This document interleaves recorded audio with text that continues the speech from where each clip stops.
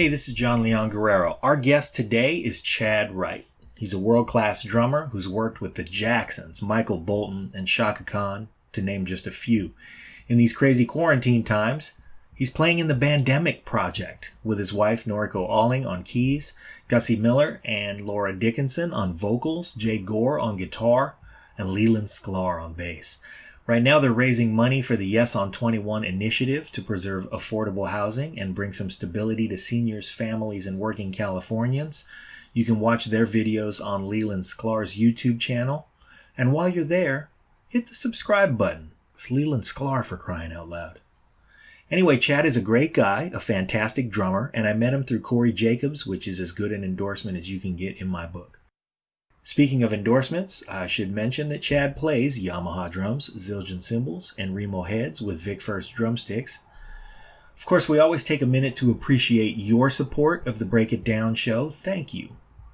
Please let your friends in on it too. Pass that link around, reach back to us, John at breakitdownshow.com for me, Pete at breakitdownshow.com for old Pedro.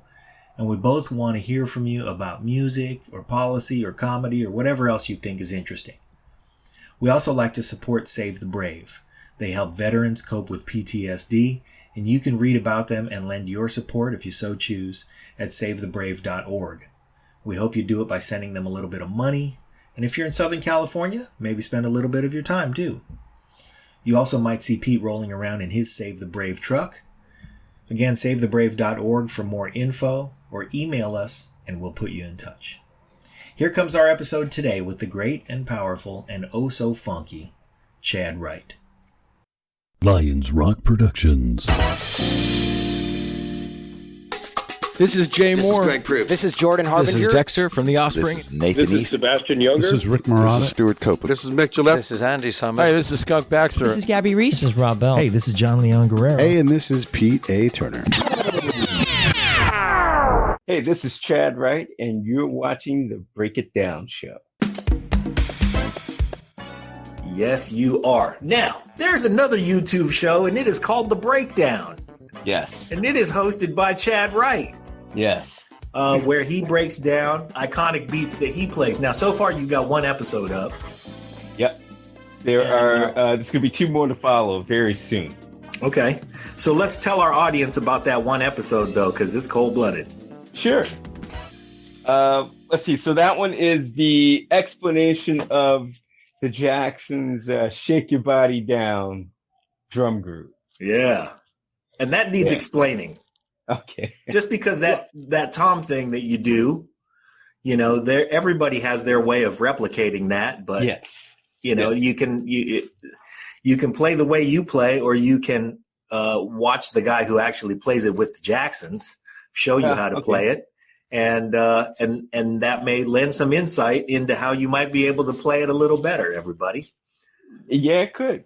It's funny, man. So the history of that, I first learned about it, 20 years ago, at a clinic that Zorro did at the Hollywood Guitar Center, and Zorro broke it down pretty much the same way I broke it down in the video. Yeah. And love Zorro, by the way. Oh man, dude, one of the best and one of the sweetest guys, man. And obviously, if anybody got his book from back then, he did his research like crazy phenomenal. And Ed Green, he explained how Ed Green actually laid the groove down, which is how I explained it in the first part of the video. It's 3-part overdub with the main drum groove, which is basically like Billie Jean. And then they did the hi-hat part, and then the tom part, which was number 3. Slow down a second. So drummers out there who are tasked with playing Shake Your Body Down to the Ground, first of all, you are replicating Ed Green. Yeah. Let's start there. Second part is he did it in 3 parts. So you're replicating Ed Green times 3. Right. And, you know, so it's not an easy groove to play, and it's a groove that has subtleties and complications, and one that, you know, when you're in the live environment, you get to take a little bit of liberties because everybody's having a good time and it's live. So, yep. Yeah. Yeah. Although not too many liberties. Right. Otherwise, I get looks. I bet. Looks you do not want. No, from 4 of them. That's only because one is busy working. Yeah, right. So, okay. So then, as you break it down, well, you know what? Everybody can go watch it, and they should. And sure. So you have 2 episodes to follow. What are the 2 episodes coming up? So we got a unique thing that I participated in with Jay Gore, phenomenal guitar player. My wife, Noriko Oling, phenomenal keyboard player. Gussie Miller, phenomenal singer, and the legendary Lee Sklar. Everybody knows Lee. Everybody knows Lee Sklar. Yes. And we actually got all the video today. And this is the mix that's behind me that I'm going to finish. And then we're going to edit it. But we have done our rendition of Easy Lover. Okay. By Philip Bailey and Phil Collins. All right. And so Philip Bailey and Phil Collins. Now, Phil Collins, Lee Sklar plays with Phil Collins all the time. Exactly. Who played bass on the record? On the record, it is Nathan East. Okay. And Nathan is also the composer of that song. I see. Yeah. And alum of our show. We love Nathan East on this show. So anyway, okay. So you guys do Easy Lover. And then as far as the arrangement goes, first of all, how did you execute it? Were you guys able to come together? I mean, you and Noriko are in the same place, naturally. Obviously. Yeah. Well, we're in the midst of this COVID-19 quarantine, as you know. So we all did it the way everybody's been doing it for the last 3 months, man. Kind of like what we're doing right now. Exactly. Here's a skeleton track, and I think what I did was I laid down my drums first to the actual record, and I actually put the record on grid so that it wouldn't waver.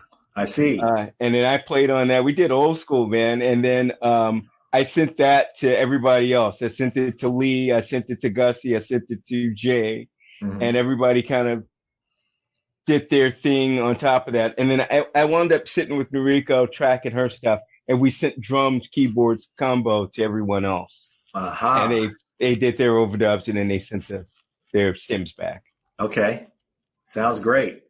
How much? So it sounds like if you played to the original track to lay it down and then built on that, you kept the arrangement the same. We pretty much kept the arrangement exactly the same, except because I'm a huge Phil Collins fan, I just put their live ending at the end. And I figured, well, Lee knows that. So it was really simple. And it wasn't anything crazy. It was their basic live ending. So. Quick sidebar.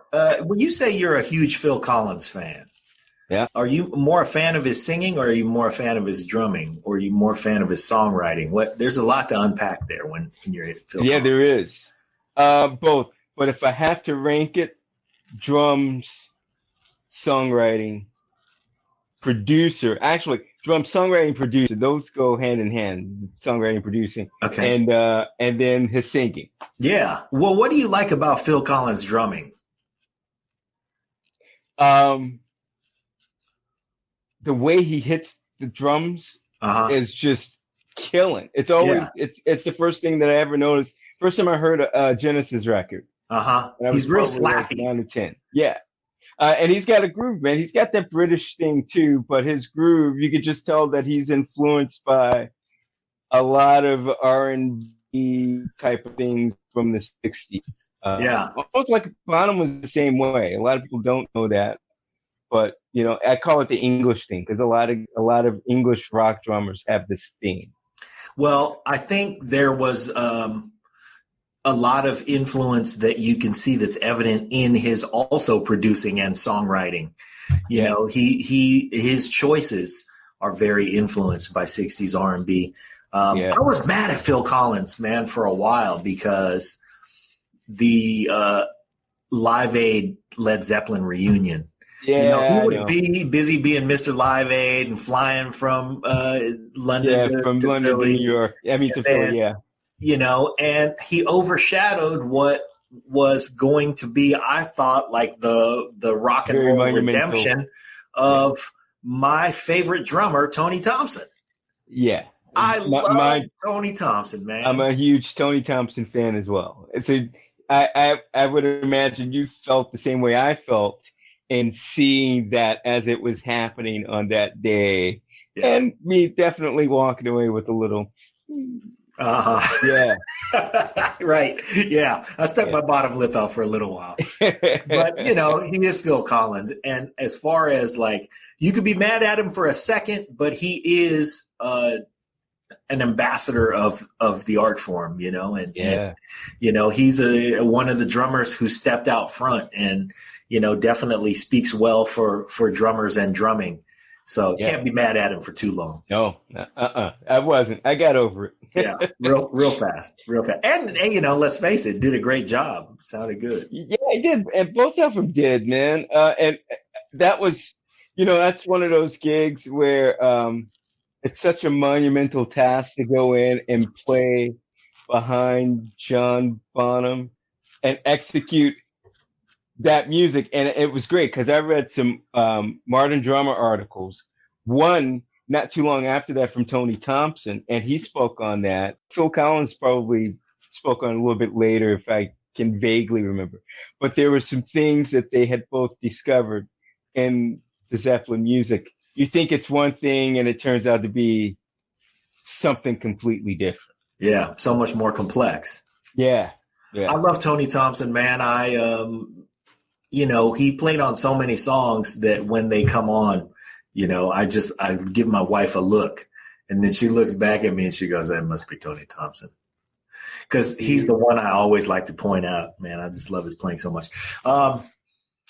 Your playing, however, let's talk about that and rewind a little bit because I want to get our listeners up to speed on kind of your path because you have a pretty interesting path. You grew up in Georgia. Yep. Right? How old were you when you started playing? I was 4. 4? When I really got the itch. Okay. And you have a brother. I do. I have a twin brother. Yeah. Does he play too? Anything? He plays guitar. He plays guitar. Okay. Yeah. So you grew up in a musical house? Or you made it a musical house? Guess we made it a musical house, man. That's interesting. My mom and dad played instruments growing up, but they weren't musicians. My mom played piano a little because my grandmother forced her to. And my dad played trombone in high school and college, but he was a huge music collector, not just jazz. Okay. So there was that thing. And then my grandmother had an antique piano that she forced into my parents' house. Mm-hmm. Okay. That was my mom's mom. So we had this piano, and that was the first instrument that we played on, which was around 4. But I really wanted to play drums from the set. So there it is. What were you listening to that made you want to play the drums? My dad's collection. Well, I mean, I listened to everything that was on the radio back then. Okay. And AM back then was still the thing. How old are you, Chad? I'm 49. 49? Yeah. Man. He looks 27, ladies and gentlemen. Hey, man, I'm trying to hold on to it. Yeah.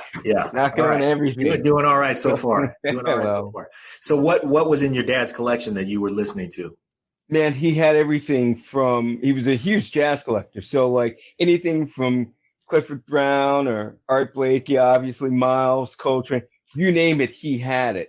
And as far as span as even classical. So he listened to a lot of classical and he listened to a lot of rock. I mean, he had Black Sabbath in his collection, Tchaikovsky, the Doobies. All over the place. Everything. What did you like at age 4? Well, okay, maybe age 4, but how old were you when you figured out how to work the record player to where you could choose? Okay, so at around age 5, I have the same experience. And I'll tell you what my experience was. My dad had a pretty diverse collection as well, but there were 2 records that I gravitated towards, and you might figure out what their commonality is. Those 2 records were The World is a Ghetto. Okay. Yep. and Bump City. And the thing that those two things had in common that made a 5-year-old want to hear them all the time was cartoon artwork on the album cover. Yes. Yes. And so I didn't really think about that, but it undoubtedly made me reach and grab it. And then, of course, I got hooked on those records and had no idea how it took me years and years to discover the complexity in those records, but those were the ones I grabbed. So that kind of set, I think, a tone for me. What were you grabbing when you were 5 years old? Okay, that's interesting. So when I was 4, my dad he was a huge War fan, and me and baby brother, he loved that song. Yeah. And for whatever reason, my brother and I don't know if it was a twin thing and we connected with the record from that, but that was like our theme. Okay. So which one of you is older? He is. He is. So he got to sing Me and Baby Brother. Yeah. Right. And so there was that record and the groove there. But then my dad came home when I was 5 with this album, like 2 albums from his band called Stuff. Okay. Stuff. And yeah. And that band had 2 drummers. Chris Parker and Steve Gadd. Wow. And I remember hearing it for the first time. That band had 2 monsters. Exactly. And that's how I learned how to read was when I was 4 or 5. I just wanted to know who was playing drums on those records, man. And it was Steve Gadd's drum solo in front of their rendition of Love the One You're With. Oh, boy. And I just said, man, I want to do that for the rest of my life. That's it. That's it. And that was it, man. That was. Have you met Steve Gadd since? Have you told him this story? No, man. I was such a fan.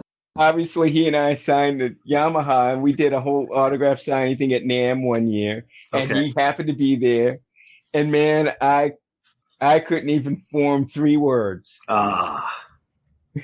But I expressed how big of an influence he has been on me and all that great stuff. But I couldn't even begin to tell that whole story because it was like, sorry, man, I'm about to freak out right now. You might not dig it. Okay. All right. Well, this show has given me an excuse to sit in front of a lot of drummers that I love. One of them is Harold Brown. Do you know Harold Brown? I don't know Harold. Okay. He's the drummer from War.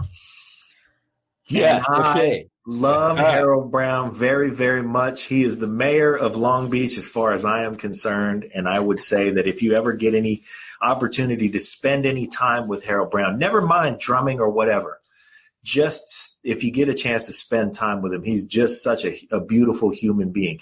And this is what I love about the fraternity of drummers and why I'm not afraid that this show often becomes, the Break It Down show is about practically everything that either Pete or myself find interesting. So sometimes we think, man, do we really want to go down a rabbit hole where I'm just like bullshitting with my favorite drummers? And the answer to that question is yes, because this fraternity is so pure and so beautiful.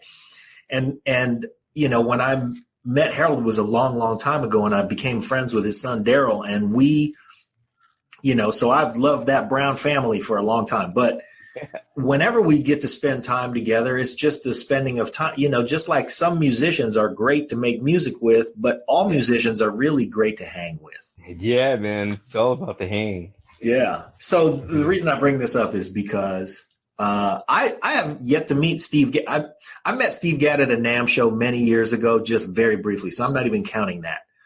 But I did meet one of my other very dear heroes, Rick Marotta. Yeah, oh, man. He's been on the show a couple of times that we've hung out, and the stories he tells about Steve Gadd are pretty funny. But when we had him on the first time, about 5 minutes into the show, I referenced something that I love that he played, a song on a James Taylor album called, I think it was called Daddy Loves His Work.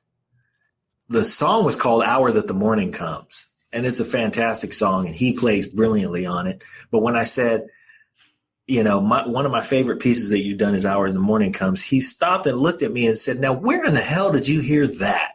Because about 37 people bought that record.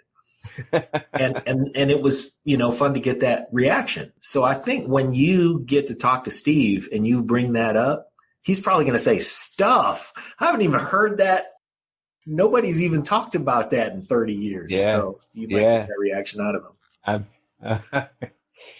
I hope so, man. Because obviously, I know a lot of guys aren't really hip to stuff, or I should say in the younger generation. I don't know. But I've gone on tour, with multiple acts, and we've had, drummers from the different acts that are on this tour, and we'll all do a thing like, hey, man, you give me a record of your favorite drummer or performance, and I'll give you a record. And mine is always stuff. Yeah. It's always the best of stuff. Yeah. And everybody's reaction is the same as mine, which is, oh, my God, I didn't know this even existed. Yep. Yeah. Yeah. So I'm going to go do some homework when we're done here, as I'm sure everybody else is. Go check out stuff, everyone. Yeah. Gad has played on so many zillion records, and so many of them are so good. And, I love the guys that have played on records, that many records and all those huge records, guys like J.R. Robinson. Mm-hmm. And of course, we're going to touch on J.R. Robinson because you've played a lot of J.R. Robinson gigs. Yes, I have. How did that come? Well, okay, I jumped forward quite a bit because we went from your being 5 years old and discovering records that your dad was listening to on through. Let's keep going. When did you begin to get, more and more serious about the drums? You knew you wanted to do it, but when did you really say, when were you able to sort of announce your identity as a drummer? That's a good question. My identity as a drummer, I would say when I got comfortable, maybe when I was in middle school, of just like, it's no question about it. This is what I do. Okay. And being comfortable behind the kit and going out with my band and playing gigs and stuff. So maybe like around 11, 12. What kind of gigs were you playing at 11 and 12? Typical gigs you could play in Atlanta at that age. We played a lot of talent shows, and we played like mall gigs. We did a local video show TV appearance, which was really cool. Fun. We did stuff like that. Yeah. Mall gigs. Yeah. When they with club gigs. But okay. So when you are in middle school and there's attention on you and you're at the mall or playing places like that, is that feeding your middle school age ego, or is that feeding your artistic sensibility as a drummer? I think it was artistic sensibility more than anything. I never really had an ego. Okay. Yeah, you don't strike me as a guy who's been swimming in ego. No, man. I was fortunate enough to come up with some guys like Sonny Emery is a big influence of mine because he was local boy done good. Yeah. And I played my first middle school, R&B pop band. Sonny's brother was the sax player in it. So that's how I met Sonny. And Sonny never had an ego. And he was major by that time. He was just getting the Crusaders gig and was going into that world. So I figured if he doesn't have an ego and he's badass, what's the point? There's really no place for one. Yeah. Yeah. So if you're growing up in the, with the example of Sonny Emery around, that's a pretty darn good example. How much older than us is? I'm only a year older than you. How much older than us is Sonny Emery?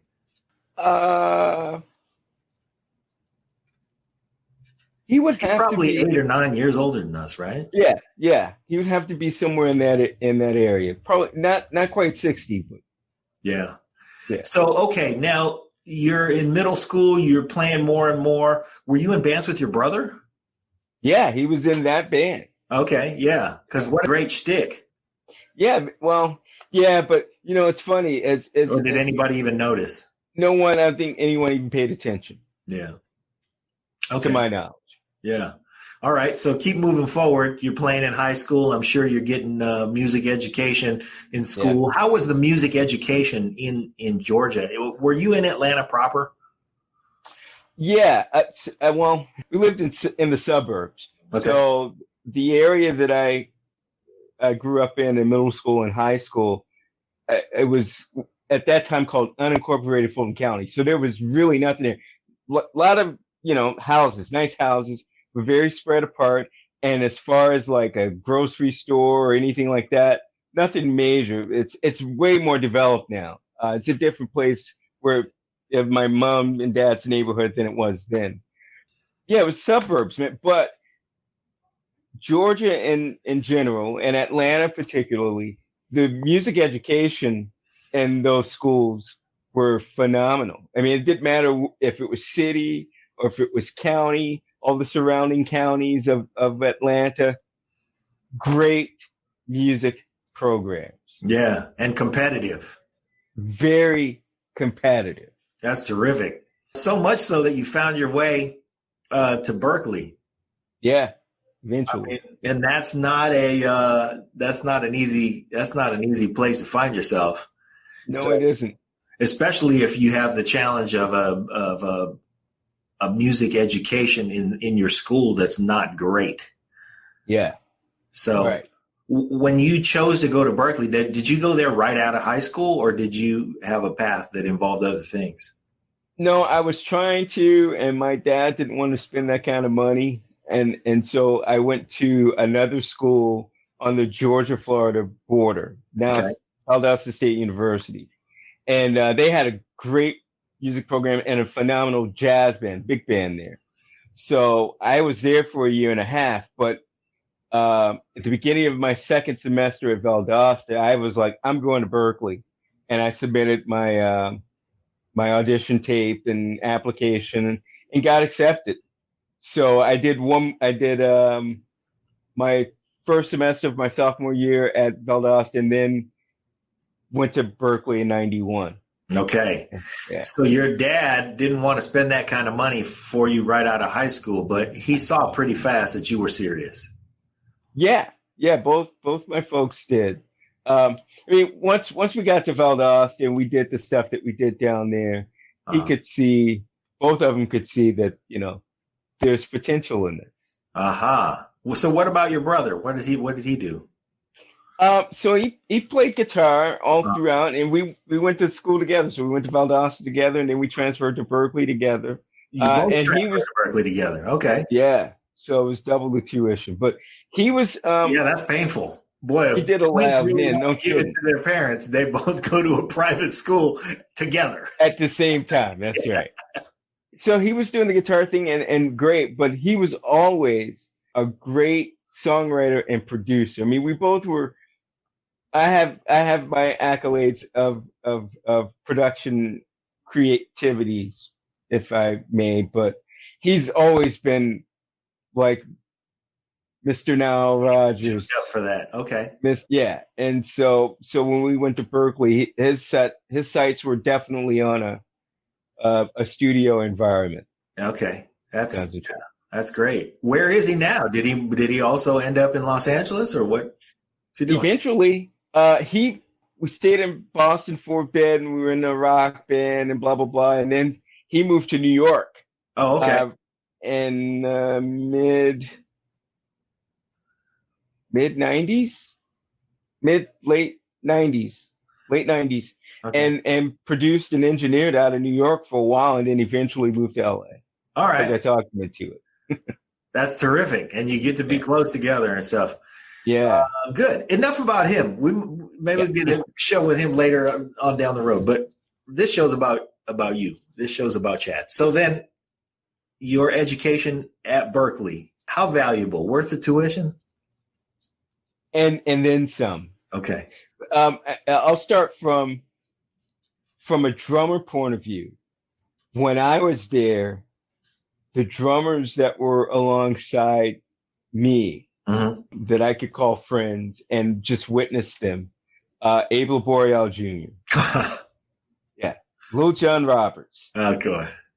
John Blackwell. John Lampkin. All the Johns. Yeah. Fausto Cuevas, who is a percussionist now, but when we were at Berklee, Fausto was a drummer. Trap drummer. Okay. Johnny Rabb. Nathaniel Morton. Man. I mean, I'm just scratching the surface. Chris Yeah. Luke. I'm literally scratching the surface here. Steve Haas. Hey, this is Pete A. Turner from Lions Rock Productions. We create podcasts around here, and if you, your brand, or your company want to figure out how to do a podcast, just talk to me. I'll give you the advice on the right gear, the best plan, and show you how to take a podcast that makes sense for you, that's sustainable, that's scalable, and fun. Hit me up at pete@breakitdownshow.com. Let me help. I want to hear about it. I'm literally scratching the surface here. Steve Haas. This is the environment you're in. Yeah. Antonio Sanchez.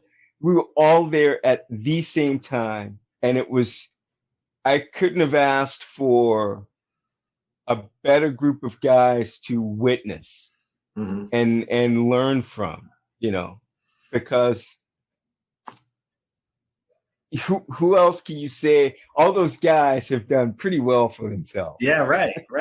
But I point that out because that music environment produces a caliber of musician, and it doesn't matter. I mean, you're talking about your generation, but it doesn't matter what generation.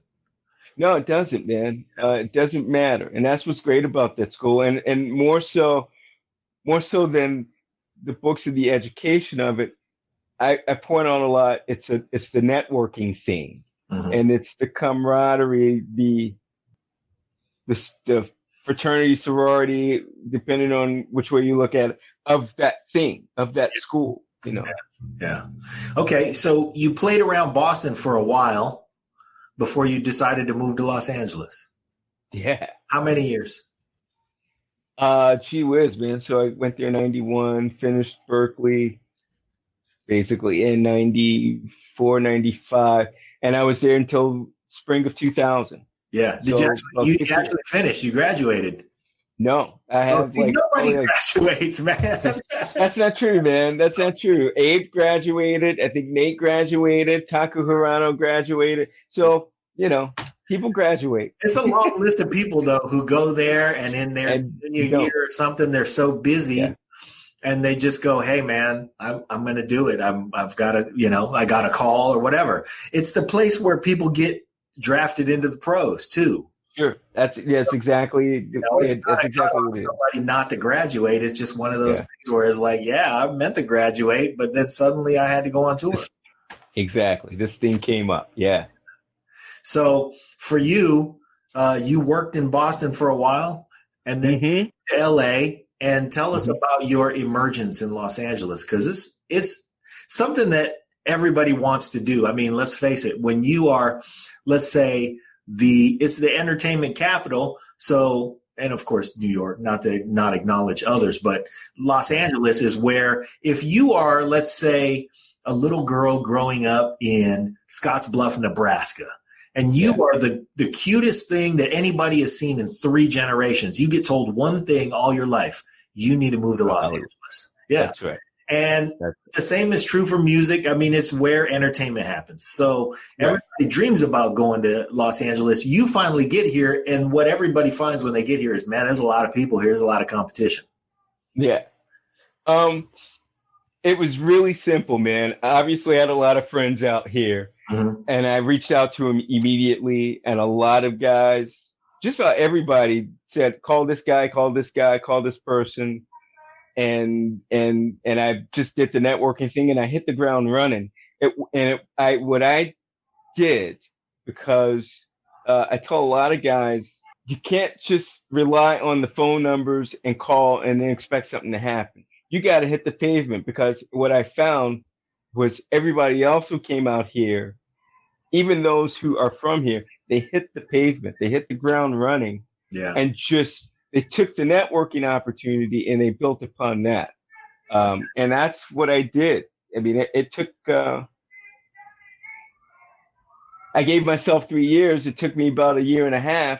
But as far as gigging went, I had a gig maybe 3 months, 2 or 3 months after I moved to LA. Wow. Just, a gig. I mean, like a cover band gig. I got my first tour. I moved here in April. I got the first tour in June. Come on. Yeah. So how was the first tour? Who was it with? Where'd you go? First tour didn't happen. We rehearsed for months. It was with an artist, brilliant artist named Maggie Louie. Okay. And Maggie had come out of the Colonel Bruce Hampton camp. And she was putting this tour together. There were these guys, her husband at the time, and had Hollywood Pictures had money behind her. They were doing a documentary on her life. Wow. And she was touring to support that. And it was great, man. We rehearsed for like 3 months, and then she got sick and we had to cancel the tour. It was a great experience. And what's interesting And is you got to earn a little money. yeah, I earned a little money, but we signed contracts at the beginning of rehearsals, and her management set up a thing where if the tour was to get canceled, we would get paid in full for the tour. Oh, And man, I mean, sure enough, that's a godsend right there. yeah, those checks came like we were on tour, and it was definitely a godsend. And what I found out very quickly afterwards was that was a very rare thing, and I'm thinking it was commonplace. And yeah, so Wow. Yeah. A So blessing. lucky stroke as soon as you got here. yeah, That was 3 months in, and then you did it for a few months, and then now fast forward to the next big break. next big break would I guess be you don't have to really fast forward. You just have to keep going. yeah. The next big break would, because there were a couple other opportunities and I had to turn them down. But the first break was, I did a gig and rehearsed with Nadir Shakur of Arrested Development. Oh, yeah. With bass player Robin Roundtree. And through Robin, I met my now wife, Noriko. And I didn't know. Thanks, Robin. Yeah, right. And Noriko and Robin had just come home from doing Pink's whole thing. They were in Pink's first band. Wow. And Pink was huge at that. I mean, it was her first album, yeah, and it was immediately huge. gangbusters. So, Understood. exactly. Yeah. So I met Noriko. Such a good Noriko record. introduced me. Great record, man. It had to be a lot of fun to tour that record. I'm sure it was, man. I mean, I've seen the video footage of the shows, and the band was killing. So I and the bet. music just lent it for it, you know. So Noriko introduced me to Daryl Crooks, legendary guitar player here. Yeah. Introduced me to Ollie Woodson of The Temptations, legendary. And so I did a gig. Noriko put me on a gig for Ollie Woodson, and she put Melvin Davis on bass Man. for this show. Yeah. And from that show, Melvin offered the Shaka Khan gig to me. Oh, man. And that Melvin was is great. he's the best, man. I mean, that guy. So good. I love Melvin. Such a beautiful dude, too. He is. I saw him last year with Shaka Khan. Mm-hmm. And, I mean, it's nothing. Yeah, he killed, of course. But I don't know if this happened on the tour that you did with him, but there was a spot where everybody left and everybody in the band, everybody gets to show off for a second. Mm-hmm. But Melvin got a full, several minutes where everybody left the stage and left Melvin alone, and he just had everybody mesmerized. Yeah. So, what a great player. That has always been there? Yeah. Yeah. He's just that kind of player. He's just that kind of player, man. Yeah. Can play anything. Yeah. And so there you are playing with Melvin and playing behind Shaka. And what year was that? That was 2000. That was to be the end of 2001. Oh, wow. Okay. So let's see. 2001. For a minute, Shaka had Michael Bland. Correct. Right before you? So I came in after Mike. Okay. All right. So talk about big shoes. Yeah, no kidding. I just missed you because I saw her on that tour with Michael Bland. She came through actually my hometown, Vallejo, California. Okay. And played not only in the Bay Area, she played in Vallejo. So that was cool. It was good to see. And she was, of course, sounded great. You came in the tour after that. You spent how long with her? I was with Shaka. Not really long at all, man. That was December of 2001 to October of 2002. Wow. Why? Sure. What's wrong with you? Did you quit? I've had enough of this, Melvin. I gotta go. I did not quit. I was let go. And it wasn't a bad thing. It was cool. Franklin Vanderbilt came in right after me. Okay.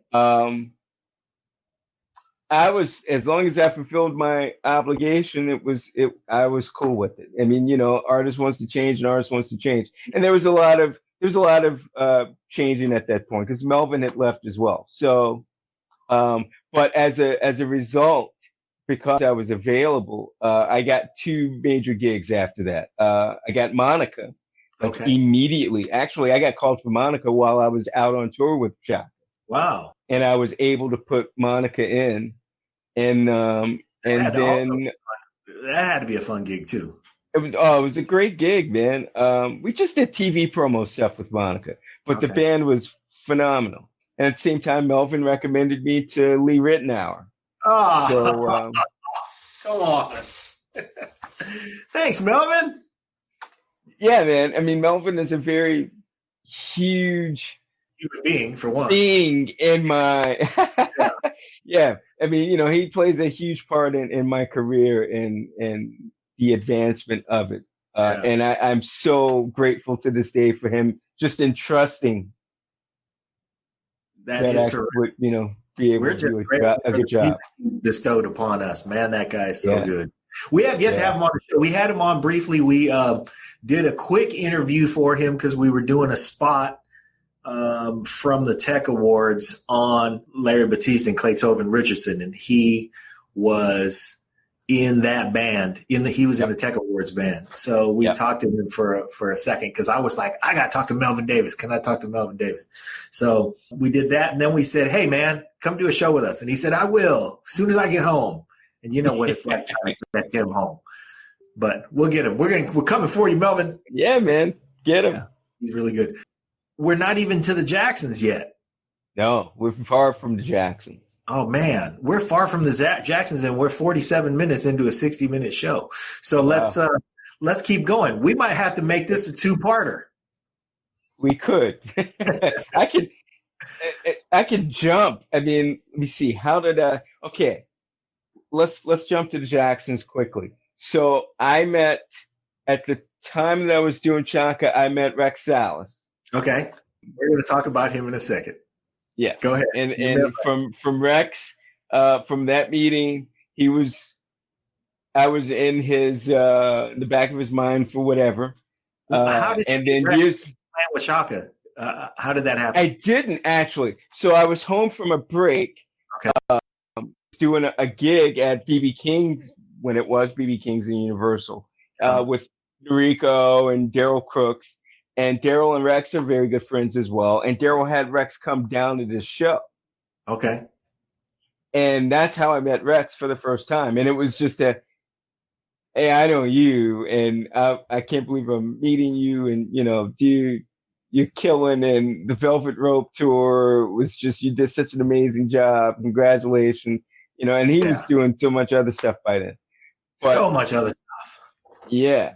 So after meeting him, I went on and I wound up, long story short, doing High School Musical concert tour and then doing Corbin Blues solo tours. And so for the second solo tour, Corbin hired Rex to be the musical director. And so that's how I started to really work. Yeah. Okay. Yeah. So Rex and I started working closely from that point on. I've never met Rex, but we have a bit of a connection because I went to a friend of mine, took me to the Rhythm Nation show when it was here in Sacramento, and we went to go see it. And then in the middle of that, she's Janet's handing the band a little bit, and she says, and here's the funkiest Guamanian Rex Solis, who at the time her MD was Chucky Booker. That's right. But he was in the band, and he ripped. And of course, I'm like, I thought I was the funkiest Guamanian. So, but he tore it up. And then this is one of the things that happens, man. Guam is a really small place, and there's a lot of musicians from Guam. And the thing about being from such a small place is that we were all there for a long time. Like our families were there for very long. It was isolated. Our parents' generation is really the generation that started to leave. And so if I meet somebody who's our age, who's from Guam, we don't know each other, but often our parents do know each other. Sure. So I went home that night and was like, man, I just saw the funkiest Guamanian. What just happened to me? And the next day I call my parents and I tell them this story and I go, yeah, and his name was Rex Solis. And my mom goes, oh, that's Mary's boy. And so, of course, our mothers know each other. But anyway, another story. But I really would like to get Rex on this show. Man. We can get him. Just so that my mom can see him. And he's, you want to talk about how Sonny Emery was local boy done good. We Guamanians, we claim all the Guamanians who do everything. We get excited about anybody doing anything, man. And he has reached the top. So I'm glad he was instrumental in that part of your career. So he brought you in, and now we fast forwarded to the Jacksons. Yeah. So I was on tour with Michael Bolton as his musical director, and I was home for a little break, and Rex called me asking about what I thought about this drummer, Charles Streeter.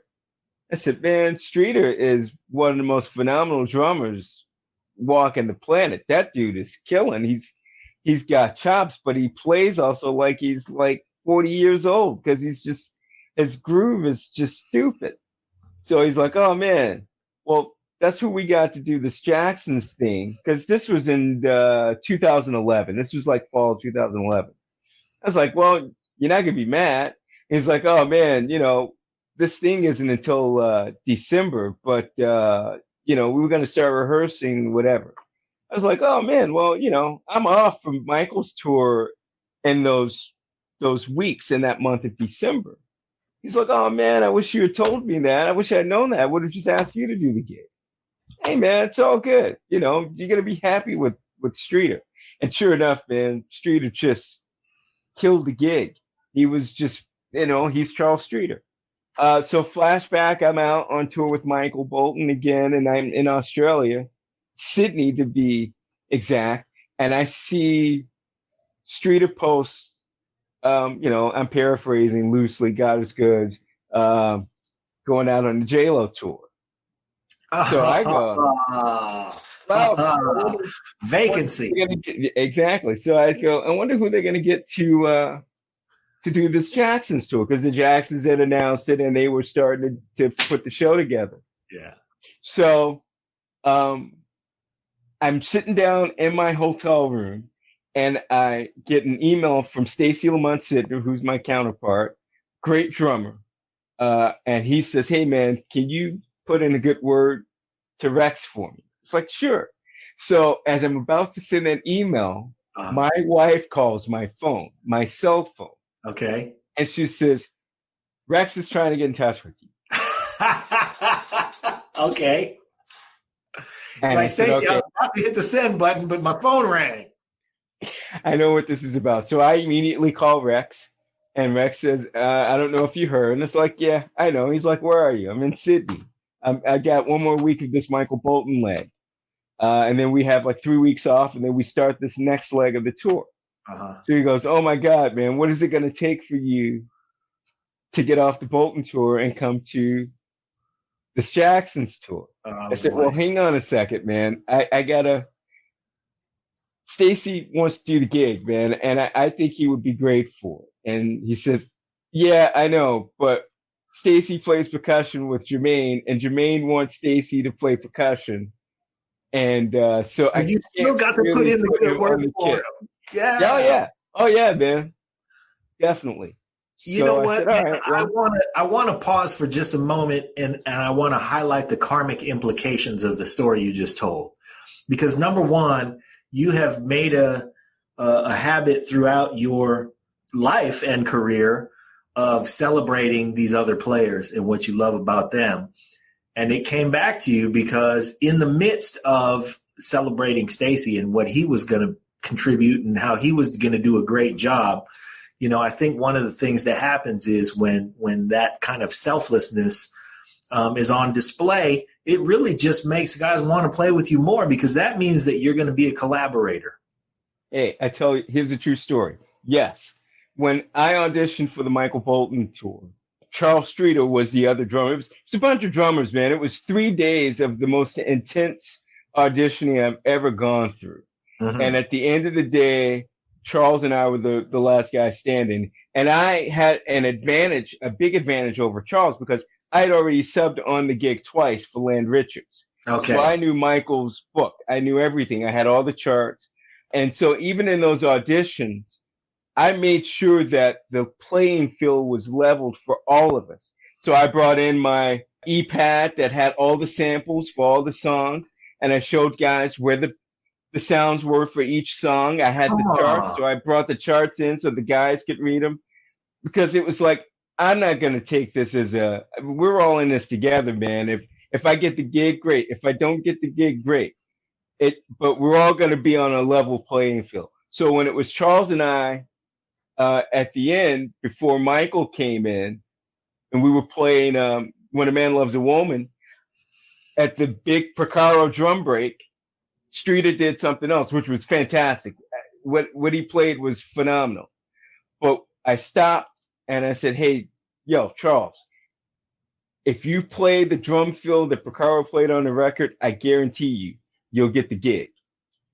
So he says, okay, well, what is it? So I, showed him what it was, and it was like, there it is.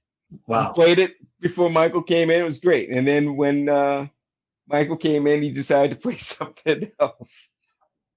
But all right, Charles. But my point to him was, I'm not gonna take this as having the unfair advantage. Yeah. You deserve this gig just as much as I deserve this gig. So let's keep the playing field level. That is an amazing amount of selflessness and confidence. Hey, man, I'll tell you this, because I want to say these words before we're done with this show. I met you at NAMM just this year, last January. Yeah. And I think we found, first of all, Corey Jacobs introduced us. Yes. Corey Jacobs is one of my dearest, oldest friends, man. We grew up together. And whatever I learned how to play on the drums early on, I probably learned from Corey, because before he was a keyboard player, he was a drummer, and still, I'm sure, a fantastic drummer. But he introduced us, and any endorsement from Corey is enough for me. So you and I ended up just standing there chopping it up for probably about 45 minutes. Yeah, and trying to get Rex. Rex had just got there. When I was leaving, I was trying to put you guys together, and yes, and I appreciate that. It'll happen at some point. But the point I want to make was that, let's say not to speak in superlatives, but you were the nicest person I met at NAMM. I walked away from that experience going, man, Chad Wright is the nicest dude I've met all week. Sorry, other people I met at NAMM. If you thought you were the nicest person, I met a lot of nice people at NAMM, of course. That happens every year. It can happen. Yeah, but we had a great time, and it's a testament to your approach to this thing, and all the success that you found is, couldn't happen to a nicer dude, man. Thank you, man. Well, likewise, man. I got to tell you, I left with a smile on my face having met you, man. I had to tell my wife immediately after I split, like, man, I just met this cat. Jon Leon's killing. He's so sweet, and I was trying to make a connection and with you and Rex, and I was so disappointed because I had to split. If I didn't have to split, you guys would have been in the same room together. Yeah, we'll do it at some point. Now, before we go, though, I want to ask you, looking forward, when do you think there will be gigs again, man? When do you think we're going to start enjoying live music? What's your outlook? I know my outlook is Optimistic. So I'll just say that I've already been in touch with 2 management companies and 3 artists, and they've already got the stuff on the calendar that's going to happen. So far, nothing has been changed from that. So, and that's going to happen, I would say, in September. Okay. And that, I would say, that's when it's going to happen. Now we don't know what's going to happen from now till then, but things are on the books. Spaghettini opened up and they did their first show that my wife played a week or 2 weeks ago. Wow. So a week and a half ago. So, people and venues are trying to accommodate this whole thing. There was 6-foot rule and all that stuff in place. So did you see the 846 thing that Chappelle did? I did. That was, aside from the power of Chappelle and how poignant what his message was there, I enjoyed watching how they executed that show. I did too, and I thought it was a fantastic model for what other venues could do. And I know there's an economic side of everything, and how are we going to make our money back if we can only fill X amount of seats? Blah blah blah blah blah. But I also believe, thanks to Dave Chappelle, here again, a groundbreaker, that there's a way to do it. Yeah. Human beings, we need to gather. We need music in our lives. We need a live music experience. Yeah. We're going to figure out a way to do it and to consume it and to make it happen in a way that, that enriches us. Hey, man, this has been great. And I feel like we just got started. Hey man, you're great. You do your homework too. I don't want to say I'm blown away because I expected that, but then So we can do this again. Sure. Just say when. Where am I going right now? Yeah. Okay. All right. Well, we're going to do it again, and we'll probably do it again sooner than later. Today, everybody, our guest has been Chad Wright. Catch him on the road at some point with somebody, because it seems like many artists, you are definitely an in-demand drummer, and your work ethic and your attitude and your approach as a collaborator says it all, and you're going to stay busy, and we're going to enjoy you whenever you come to town. Yeah, man. I also did I see Engelbert Humperdinck? Did you play with Engelbert Humperdinck? For 2 weeks. 2 weeks. Wow. Yeah, I was just a sub, drummer, musical director. We took my mom to see Engelbert Humperdinck, of course, under very much protest between me and my brother. My dad really took my mom to see Engelbert Humperdinck and dragged us along when we were kids. And he said, just recently, he said to me, "Do you remember when we saw Engelbert Humperdinck?" And I said, "Yes, I remember that being excruciating, and I did not enjoy myself." And he said, "You did enjoy yourself." And I remember looking at you, because I hadn't begun playing the drums at that point. And he said, "I remember looking at you and you were mesmerized by the drummer." And that's when I knew it would stick, because my dad was a sax player. But he said, okay, well, the boy's not going to play sax, but he sure is paying attention to what's going on behind the traps. Yeah, man. So it's great to hear that you occupied that gig. And, man, can't wait to have you on again. This has been great, man. This has been so much fun. Man, thank you, John. Yeah, man, anytime. I've had a blast. All right. Hey, everybody. Chad Wright. Here he is.